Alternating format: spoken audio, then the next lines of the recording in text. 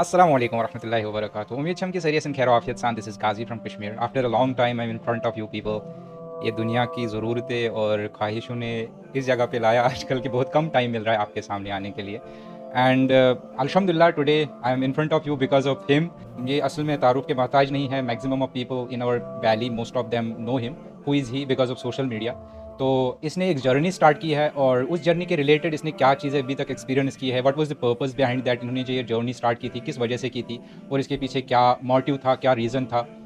वो just try to know कि what is the reason behind that. So Waqar भाई, first of all I am thankful to you कि आप यहाँ पे आए और हमारे साथ थोड़ा वक्त गुजारा. सो वकार भाई, पहले तो आप मुझे ये बताएं कि आप हो कहाँ से और आपका पूरा नाम क्या है, और जो आप सोशल मीडिया पे जो है कोई किसी और नाम से जो है सोशल मीडिया पे हो. तो भाई साहब, मेरा नाम असली नाम मेरा वकार मकबूल है. मैं कुपवारा डिस्ट्रिक्ट से ताल्लुक़ रखता हूँ. जम्मू एंड कश्मीर के कुपवारा डिस्ट्रिक्ट से ताल्लुक़ रखता हूँ. कुपवारा डिस्ट्रिक्ट में भी एक फारफलंग एरिया हमारे गांव का नाम सनमुल्ला है, तो एक गांव से मैं ताल्लुक़ रखता हूँ. रिसेंटली मैंने ये जर्नी शुरू की है हिचहाइकिंग अक्रॉस इंडिया, और मेरा एक गोल रखा, मैंने इसमें एक टारगेट रखा कि 1 मिलियन सब्सक्राइबर्स के बाद ही वापस जाएंगे. क्योंकि कुछ ऐसा था कि सक्सेस जो है वो मुझे लगता था कि कहीं ना कहीं वो लेट हो रहा है.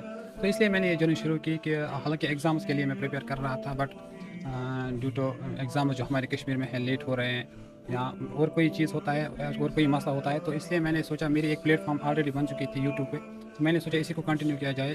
फील्ड तो हर कोई अच्छा होता है, बट इंसान को करना चाहिए, चाहे कोई एजुकेशन में आगे बढ़ जाए, चाहे कोई बिज़नेस में आगे बढ़ जाए, चाहे कोई यूट्यूब पे आगे बढ़ जाए. सोशल मीडिया भी आजकल एक अच्छी प्लेटफॉर्म है और अच्छे तरीके से कर सकते हैं, इसमें अच्छा फ्यूचर बन सकता है. तो मेरी ये प्लेटफॉर्म बन चुकी थी, तो मैंने सोचा कि इसी को आगे कंटिन्यू किया जाए. और मेन चीज़ जो इसमें है वो लाइफ की एक्सपीरियंस होना, बहुत सारे लोगों के साथ मिलना, डिफरेंट कल्चर्स को अडॉप्ट करना, डिफरेंट कल्चर्स को देखना और वहाँ पे अपना कल्चर प्रमोट करना, ये मेरे को अच्छा भी लगा था. और ख़ासकर इंडिया की हिस्टोरिकल प्लेस वहाँ पे जाने का मेरा बहुत शौक़ था. तो इसलिए मैंने सोचा क्यों ना इसी शौक़ को आगे बढ़ा के इसी में अपना फ्यूचर बना लिया जाए. एक तो फ्यूचर भी बनेगा, और दूसरी चीज़ होती है सेटिस्फैक्शन. सेटिस्फाइड इंसान होगा तो कम भी होगा तो भी चलेगा. सो एक्चुअली वकार भाई, जो आपने ये सफ़र स्टार्ट किया था, ये सफ़र आपने कब स्टार्ट किया था और कहाँ से स्टार्ट किया था, और ये जो जर्नी थी बिटवीन, जो आप बता रहे हो कि लेटर सपोज आपने कुपवारा से जब निकले थे आप घर से, तो कुपवारे से निकले तो वहाँ से आपने ट्रैवल रिलेटेड, खाने पीने के रिलेटेड और बेसिक जो फर्स्ट डे आपने स्टार्ट किया था वो कैसे किया था, और किन किन चीज़ों का जो है ना आपको फेस करना पड़ा, किन किन हर्डल्स का फेस करना पड़ा. देखिए, जब मैंने पहले दिन मैंने जब शुरुआत की, तो मैंने आपने अगर देखा होगा, आपने नहीं देखा होगा, बट बहुत सारे लोगों ने देखे होंगे, देखा होगा वो वीडियो. उस पर लगभग 1 मिलियन व्यूज़ है. जिस दिन मैंने ये शुरू की थी ये जर्नी, उस पर मैंने सब कुछ बोला था कि क्या क्या हुआ, क्यों मैं ये जर्नी शुरू कर रहा हूँ, सब कुछ मैंने उस वीडियो में मेंशन किया है. तो उस दिन मैंने जब अपनी जर्नी शुरू की, तो मैंने रफ एंड टफ वे में शुरू की. मेरा कोई मतलब परफेक्ट प्लान तो मैंने बनाया था, लगभग रोड मैप ही मैंने बनाया था इंडिया का, बट ये मैंने नहीं सोचा कि आगे क्या होगा क्या ना होगा. बट इतना ही मैंने सोचा कि जो भी होगा मैं लड़ने के लिए तैयार हूँ इस बार. तो रोड मैप मैंने बनाया पूरे इंडिया का, और पहली बार मैं कश्मीर से बाहर निकल रहा हूँ. मैंने पूरे इंडिया का रोड मैप बनाया. लगभग एक महीना लगा मुझे पूरी तरह से रिसर्च करके, और मैंने रोड मैप इस तरह से सेट किया जहाँ पे रेलवे स्टेशन नज़दीक होंगे, जहाँ पे मतलब इजी ट्रैवल होगा, जहाँ पे खाना पीना भी एक बजट में मिलेगा. तो ऐसी जगह मैंने नज़दीक ही रखी. बट जितने भी हिस्टोरिकल प्लेस थे उनको मैंने रिसर्च किया, उनके नज़दीक कौन कौन सा रेलवे स्टेशन आता है, उनके नज़दीक कहाँ पे नाइट स्टे मिल सकता है एक लो बजट में, या फ्री में कहाँ पे नाइट स्टे मिल सकता है. उसी तरह से मैंने रोड मैप अच्छी तरीके से प्रिपेयर किया. तो लगभग 1 महीने के बाद मैंने कंप्लीट किया. तो फिर मैं निकला. घर वालों को उम्मीद नहीं थी कि ऐसा होगा, क्योंकि मैं पहली बार कश्मीर से निकल रहा हूँ, कश्मीर से बाहर निकल रहा हूँ. तो घर वालों को नहीं लगा था कि ये करेगा, हाँ ये कर पाएगा. ये उनको लग रहा था कि मजाक कर रहा है, शायद शौक में बोल रहा है ऐसा. बट फिर फाइनली मैंने अपना बैग लाया, उसमें अपनी स्लीपिंग बैग उठा के मैं निकला. तो उस दिन से ये शुरू हुआ. फिर मैंने चेन्नई से मैंने टारगेट रखा था कि मैं साउथ इंडिया से शुरू करूँगा, क्योंकि जब मैंने शुरू किया था तब 5 दिसंबर था. 5 दिसंबर में अगर मैं नॉर्थ से स्टार्ट करता तो ऑब्वियसली बात यह है कि वहाँ पे थोड़ा कोल्ड विंटर था, तो वहाँ पे नाइट स्टे में मुश्किल होता. इसलिए मैंने सोचा कि साउथ इंडिया से शुरू करें. फिर मैंने चेन्नई से स्टार्ट किया. सो दैट मीन्स आप पहले चेन्नई गए. हाँ, पहले किस चेन्नई तरीके से आप चेन्नई पहुंचे, क्या ट्रैवल के लिए, क्या बाई एयर गए, बाई रोड, पैदल? बाई रोड तो बात ही नहीं है. एक्चुअली मैं जब घर से निकला, तो मैंने उस दिन पहले एक पोस्ट लगाया था फेसबुक पे. मैंने फेसबुक पे डाला था कि कशिर पे उसमें लिखूँ कि कहीं जुम दारों में ट्रैक वेल जुम दारों में. तो एक बंदे ने उस पर कमेंट किया था, मुझे लोलाब का था वो.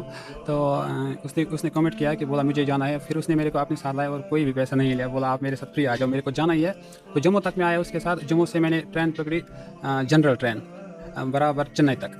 चेन्नई तक आपने ट्रेन पकड़ी? असल में ये थोड़ा मुझे हजम नहीं हो रहा है क्योंकि मैंने खुद ट्रैवल किया है। जम्मू उधमपुर से मैंने बाई ट्रेन ट्रैवल किया है चेन्नई तक, जो कि अप्रॉक्सीमेटली 4-5 दिनों का था और सोलो ट्रैवल था वो भी। और लेकिन मैंने एसी टिकट ली थी और मुझे उसमें भी काफ़ी दिक्कत हुई, मतलब काफ़ी चीज़ें फेस करनी पड़ी, काफ़ी प्रॉब्लम्स मुझे फेस करनी पड़ी। और अगर आप जर्नल में जा रहे हो, जर्नल तो वैसे भी अगर आप 1 किलोमीटर भी जर्नल में जाओगे तो वो भी मुझे लग रहा है इमेजिन करना मुश्किल है, तो सफ़र करना बहुत दूर की बात है। तो आपने जर्नल ट्रेन में सफ़र किया, दिस इज़ थोड़ा अजीब लग रहा है नहीं? नहीं, आपको अजीब लगेगा क्योंकि मैंने किया ये ट्रैवल, और जब से मैंने ये जर्नी शुरू की है, मैंने सिर्फ अगर मेरे को एक सिटी से दूसरी सिटी में जाना है तो वो मैं ट्रेन में करता हूँ और जनरल में ही करता हूँ। मैंने अभी तक एसी या स्लीपर की टिकट नहीं ली है, क्योंकि जब मैं घर से निकला था तो मैंने एक लो बजट से शुरू किया था। मेरे साथ 15,000 रुपये थे। 15,000 रुपये में निकला, ऑल इंडिया ट्रैवल किया। बट मेरे को पता था कि आगे थोड़ा बहुत यूट्यूब मॉनिटाइज था, तो मैंने सोचा कि आगे थोड़ा बहुत वीडियो चलेंगे, सपोर्ट मिलेगा, तो एक हिसाब से तवक्कुल पे मैं निकला। तो फिर वही हुआ, वीडियोस थोड़े बहुत चलने लगे। बट उसके बाद ups and downs are the part of life, तो अप्स डाउन्स आते गए। और रिसेंटली मेरे फेसबुक पेज पे भी एक स्ट्राइक लगी, जिसकी वजह से मेरी अर्निंग भी बंद हुई 3 महीने के लिए। बट जो मैंने पहला सफ़र किया वो जम्मू से चेन्नई तक, वो मैंने रिकॉर्ड भी किया था, बट अनफॉर्चुनेटली मैं उसको अपलोड नहीं कर पाया, क्योंकि मैंने सोचा कि लोग, उस दिन मेरा जो दिमाग था, माइंड सेट था, वो थोड़ा बहुत मैं डरता था कि लोग क्या बोलेंगे। बट स्टिल मेरे को जब रियलाइज़ हुआ कि नहीं, मैं आप इसी के लिए निकला हूँ, तो फिर मैंने सब कुछ शेयर किया। और पहला जो महीना था मेरी जर्नी का, वो तमिलनाडु में गुजरा। वो महीना बहुत टफ था, क्योंकि उस महीने में लगभग पूरे महीने में लगभग मैंने 15 नाइट्स रेलवे स्टेशन पे स्टे किया। 15 नाइट्स के बाद मेरे को कांटेक्ट हुआ बहुत दोस्तों के साथ, ने फिर बोला आप हमारे पास आ जाओ, ऐसे इसी तरह से। तो नाइट स्टे फिर मैं करता था उनके पास, तो फिर मैं सुबह निकलता था वीडियो बनाने के लिए। उसके बाद ऐसा ही होता हुआ, और फिर बीच बीच में नाइट स्टे के लिए रेलवे स्टेशन, बीच बीच में पेट्रोल पंप्स, बीच बीच में मतलब बहुत सारी जगहों पे, और बीच बीच में कहीं पे केरला में मेरे को लोकल लोगों का सपोर्ट भी मिला। बहुत सारे लोगों ने अपने घर में जगह दी, बहुत सारे लोगों ने। और मेरे को ये शौक भी था कि मैं किसी के घर में बैठ जाऊँ, वहाँ का कल्चर देखूँ, मज़ा आएगा, किस तरह से ये लोग खाना खाते हैं, क्या क्या चीज़ें करते हैं यहाँ पे। वो केरला में मुझे वो मतलब उस चीज़ में हेल्प हुई। केरला के लोग बहुत अच्छे हैं, तो केरला में ये चीज़ मैंने देखी। बट यहाँ पे और कभी मेरे साथ टेंट भी था, मैं कभी कभी नाइट स्टे टेंट में भी करता था। तो इस तरह से चलती रही आज तक ये जर्नी, और आज के बाद भी इसी तरह से चलती रहेगी जब तक ना 1 मिलियन सब्सक्राइबर्स कंप्लीट होंगे। परफेक्ट। असल में अभी तक जो आपने ये जर्नी स्टार्ट की है चेन्नई से लेकर अभी आप महाराष्ट्र में हो, तो अभी तक आपने कितनी स्टेट जो है ना वो कवर अप की है? अभी तक मैंने 5 स्टेट्स ट्रैवल किया है, तमिलनाडु, केरला, कर्नाटका, गोवा एंड महाराष्ट्र में अभी हूँ करंटली। और तमिलनाडु में मैं बहुत सारी डेस्टिनेशन पे गया। एक स्टेट में मैंने लगभग, केरला एक ऐसा स्टेट था जहाँ पे मैंने सबसे ज़्यादा वक्त गुजारा, लगभग 45 दिन गुजारे मैंने केरला में, क्योंकि एक तो केरला पूरी तरह सेफ है। हाँ, सब स्टेट साउथ इंडिया ऑलमोस्ट पूरी तरह से सेफ है। और दूसरा, वो सोलो ट्रैवल के लिए बेस्ट है। कहीं पर भी कोई नहीं पूछता है कि आप कहाँ से आए, क्यों आए हो, यहाँ पे क्या करते हो। तो इसलिए मैंने वहाँ पे ज़्यादा वक्त गुजारा, और वो खूबसूरत स्टेट भी है, तो मैंने वहाँ पे 45 दिन गुजारे। तमिलनाडु में मैंने गुजारे 28 दिन। उसके बाद मैं कर्नाटका गया, कर्नाटका में भी लगभग 10-15 दिन। इसी तरह से फिर गोवा में भी लगभग 8-10 दिन। और उसके बाद आया मैं मुंबई, महाराष्ट्र में, मुंबई में लगभग 8-10 दिन। और उसके बाद पुणे आज करंट। जैसे मुझे लग रहा है कुछ स्टेट्स आपने बीच में छोड़ दिया है, जैसे तेलंगाना है, मध्य प्रदेश, वो बीच में है, तो वो मुझे लग रहा है कि आपने वो स्किप कर लिए। नहीं, एक्चुअली मैंने परफेक्ट तरीके से रोड मैप बना के रखा है। तो पुणे से मेरे को महाराष्ट्र से मेरे को जाना है अब तेलंगाना के बाद आंध्र प्रदेश से मेरे को जाना है। उसी तरह से फिर उड़ीसा के बाद मैं जाऊंगा वेस्ट बंगाल, फिर नॉर्थ ईस्ट से जब मैं वापस आऊँगा तो फिर नॉर्थ वाली साइड में बिहार है, छत्तीसगढ़, बाकी मध्य प्रदेश है। तो फिर मैं वहाँ से आऊँगा, फिर मैं जाऊँगा वेस्ट की तरफ, राजस्थान है, गुजरात है। ये स्टेट्स अभी तक मैंने स्किप किए हैं, बट कोई भी स्टेट मेरे को स्किप नहीं करना है। मैंने हर स्टेट विजिट करना है। तो लास्ट में मैं करूँगा पूरा जम्मू एंड कश्मीर विजिट।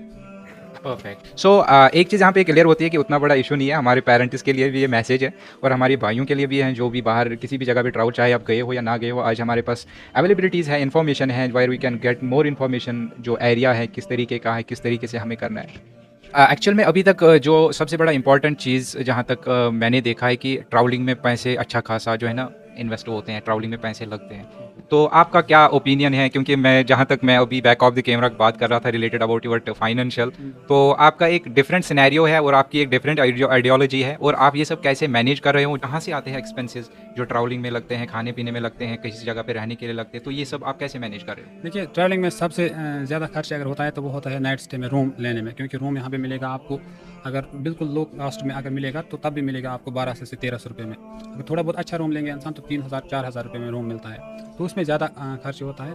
तो वो रूम मैं लेता ही नहीं हूँ वो मैं नाइट में स्टे करता हूँ। जब से मैं घर से निकला हूँ नाइट मैंने स्टे किया है। अभी तक हो गए लगभग 4.5 महीने कंप्लीट हुए हैं, बट अभी तक मैंने एक बार भी रूम नहीं लिया है। सो जब मुझे कोई कांटेक्ट करता है कि हमारे पास आ जाओ इस तरह, मतलब वहाँ से कांटेक्ट करते हैं कि हम आपको इस तरह इनवाइट करते हैं, आप हमारे पास आ जाओ, होस्ट करते बहुत हाँ बहुत खुश होते हैं इस तरह से। पर जब कोई कांटेक्ट नहीं होगा, मुझे अभी मेरे को कल जाना है नासिक, वहाँ पे मेरा कोई कांटेक्ट नहीं है और ये इसी तरह का सफ़र चलने वाला है अगले लगभग 15 दिनों के लिए। नासिक, औरंगाबाद, नागपुर, वहाँ पे मेरा कोई भी दोस्त नहीं है, नाइट स्टे के लिए कोई भी इंतज़ाम नहीं है।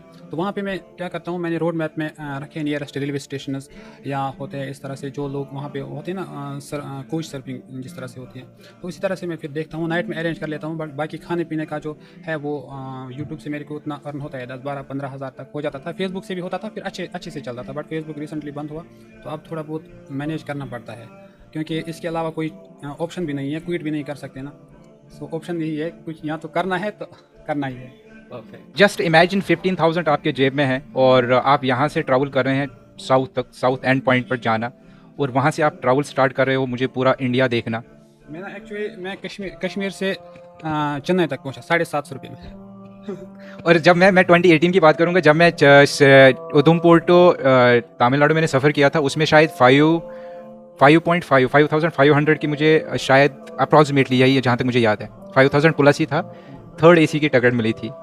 और ये बंदा जो है इसने 700 में सफ़र किया है। जस्ट इमेजिन 700 रुपीज़ जो आपने, जैसे आपने फॉर एग्जांपल आपने 10-20 साल कश्मीर में गुजारे हैं, पहली बार आप बाहर निकले हो, तो आप जो हैं, जो ये बाहर निकलने वाले हैं, जो चाहते हैं कि हम भी बाहर निकले कश्मीर से बाहर, आप उनके लिए कोई मैसेज आपकी साइड से, जिसमें आपकी भी कोई ऐसी रुकावटें आई होगी, कैसे ऐसे हर्डल्स आए होंगे जहाँ पे आपने सोचा होगा कि मैं ये जो स्टेप उठा रहा हूँ ये शायद सही नहीं है मेरे लिए, तो वैसे ही हर किसी के दिमाग में एक वक्त मेरा भी था, मैं भी चाह रहा था ये चीज़ करना, बट अनफॉर्चुनेटली मैं उस टाइम मेरा लो कॉन्फिडेंस भी था, पैसे भी नहीं थे, और कोई पैसे अभी भी नहीं है वैसे, और बहुत सी चीज़ें ऐसी थी जो मुझे जो है ना रोक रही थी। तो उन लोगों के लिए कोई मैसेज, मेरे जैसे लोगों के लिए जो हारे हुए थे और अभी वो हारे हैं और वो चाह रहे हैं कि वो रिस्टार्ट करे, या नए हैं जो चाहते हैं कि इसमें आगे बढ़े, उसमें आगे सामने आए, तो उनके लिए आपके साइड से कोई मैसेज, कौन कौन सी प्रॉब्लम्स जो है ना उनको फेस करनी पड़ती हो, तो उन प्रॉब्लम्स का आपके पास कोई सोल्यूशन, वो मेरे से आपसे बेहतर कोई नहीं जान सकता। हाँ, देखिए, जहाँ तक प्रॉब्लम्स का सवाल है, हर किसी फील्ड में आपको प्रॉब्लम्स मिलती है। प्रॉब्लम आती है, जब भी इंसान कोई काम शुरू करता है तो उसमें जो इंसान का बिगनिंग फेज होता है उसमें प्रॉब्लम होती ही होती है। बट उन प्रॉब्लम्स को कैसे टैकल करना है, उन प्रॉब्लम्स के साथ लड़ना पड़ता है, क्योंकि अगर आप उन प्रॉब्लम्स के साथ लड़ोगे नहीं, तब तो आपको क्विट ही करना पड़ेगा, उसके अलावा कोई ऑप्शन नहीं है। तो मैंने ये सीखा है इस सफ़र में कि प्रॉब्लम्स के साथ लड़ना चाहिए, बट पीछे नहीं हटना चाहिए। मेन बात तो ये है कि प्रॉब्लम जो भी आएगी, अगर हम उसके साथ थोड़ा बहुत फाइट करेंगे, प्रॉब्लम के साथ फाइट करेंगे, तो प्रॉब्लम कहीं ना कहीं दूर हो जाती है। बट अगर हम उससे डरे तो फिर वो ज़्यादा प्रॉब्लम हो जाती है, उस तरह से। तो जो इसका जो एक ही सोल्यूशन है मेरे पास, वो यही है कि आपके पास कितनी भी मुश्किल आएँ, कितनी भी हार्डशिप्स आएंगे, बट हमेशा याद रखना चाहिए एवरी क्लाउड है सिल्वर लाइनिंग। ये मैं हर वक्त बोल रहा हूँ कि अल्लाह भी कुरान पाक में फरमाते हैं, very with every hardship there is a relief. हर मुश्किल के बाद एक रिलीफ ज़रूर होता है। तो कोई मुश्किल आता है ज़िंदगी में तो उससे डरना नहीं चाहिए, उसका डट के मुकाबला करना चाहिए। बाकी तो ओबियसली सक्सेस के अल्लाह के हाथ में है। सही। तो इन शॉर्ट मैं ये कहूँगा, ये आते हैं कि डर को डराओ, हाँ, इतना डराओ कि डर खुद भाग जाए। और एट द एंड कोई मैसेज जो आप स्पेशली हमारे कश्मीर में, जो हमारे वैली में लोग हैं, Jammu and Kashmir, even Ladakh is our also part, और उनके लिए कोई मैसेज आपकी साइड से अनटिल राइट नाउ, जो आपने वहाँ पे ऑब्जर्व किया, जो आपने बाहर ऑब्जर्व किया अभी तक, कोई मैसेज उनके लिए? देखिए भाई, पहले बात मैं आपको बोलूँगा, मेरी मैसेज तो अभी तक किसी को हज़म नहीं होगी, बट स्टिल मैं मैसेज देना चाहता हूँ, क्योंकि मैं अभी कोई सक्सेसफुल बंदा हूँ नहीं कि मैं मैसेज दे दूँ लोगों के लिए। बट स्टिल मैं बोलना चाहता हूँ कि बस इतनी सी मेरी मैसेज रहेगी कि जिस भी फील्ड में आप जाओगे, बस उसमें 100% दो, इस तरह से अपना 100% दो कि बाद में इस चीज़ पे इस चीज़ पे ये नहीं होना चाहिए कि भाई मैं इससे ज़्यादा भी बेहतर दे सकता था। इस पे वो होता है ना इंसान को बाद में पछतावा कि नहीं, मैंने थोड़ी और मेहनत की होती तो शायद सक्सेस मिलती। तो किसी भी फील्ड में जाओ, इस तरह से बेस्ट दो, अपना 100% दो। बाद में आपको इस चीज़ पे ये परेशानी नहीं रहनी चाहिए, रिग्रेट नहीं रहना चाहिए कि मैं इससे भी अच्छा दे सकता था। बाकी तो सक्सेस अल्लाह के हाथ में है। बट किसी भी फील्ड में मेरा मानना है कि किसी भी फील्ड में, हालांकि मैं अभी खुद भी स्ट्रगलिंग फेज में हूँ, बट मेरा मानना है कि किसी भी फील्ड में अगर इंसान दिल से मेहनत करे, अपना 100% बेस्ट दे, तो कामयाबी उसके कदम चूमती है। परफेक्ट। एक मैसेज मैं आपको देना चाहता हूँ कि जो सेटअप आपने उठाया है, जो इरादे हैं आपके, आप ऑलरेडी उसमें कामयाब हो चुके हो, बस अब दुनिया को पता चलना बाकी है। और बाकी I learn a lot, specially मुझे 1-2 दिन हो गए इनके साथ, और मैं चाह रहा था मैं इनके साथ ज़्यादा टाइम स्पेंड कर लूँ।